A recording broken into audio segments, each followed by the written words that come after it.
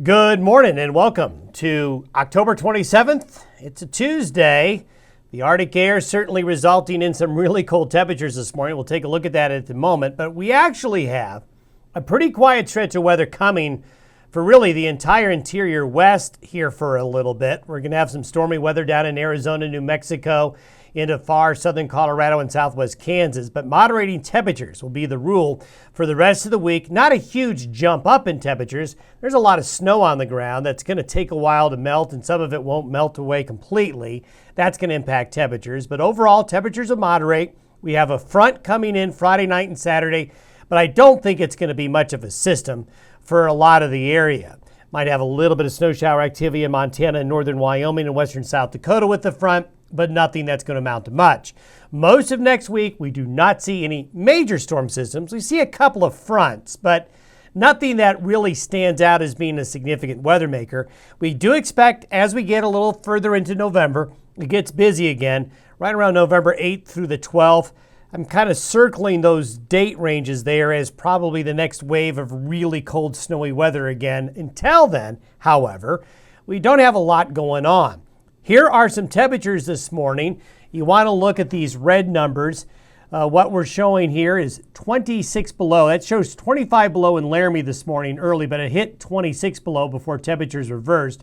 You can see temperatures. Look at New Mexico. Temperatures are in the teens with snow.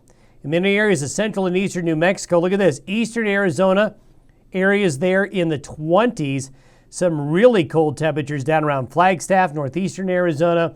So this is the real McCoy. Look how cold the temperatures are across Nebraska as well as South Dakota. A lot of temperatures on the western slope, northwest areas of Colorado. Walden, minus 20. So a really, really cold morning, really more like a January morning out there when you look at temperatures. But the Arctic air is going to start to retreat to the east. But not before we've got a cutoff low. This is where we are today with the pattern. We got the high off the west coast. The low is cut off from the jet stream, so it's going to meander down here. That's why they're going to have cold, wintry weather in the far southern Rockies and southern high plains with this system. Here's Hurricane Zeta.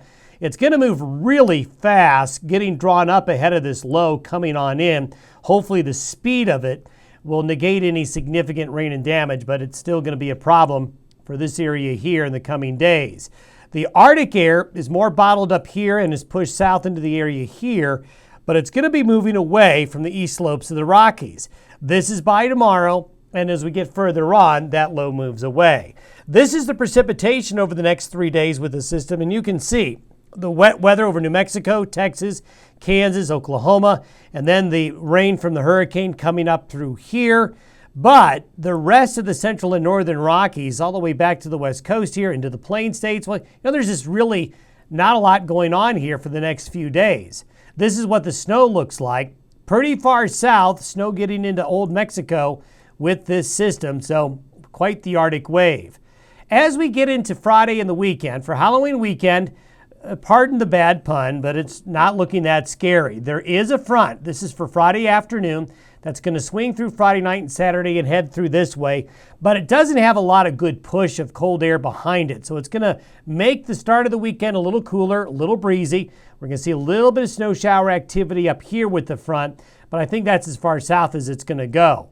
Next week, this is next Wednesday. Notice the jet stream does have a little bit of a dip here and a little bit of a dip here, but notice the brighter colors where the colder air is more locked up into Canada. And really this is more of a zonal west-east flow with the jet stream. So we'll go into next week with close to average temperatures and conditions.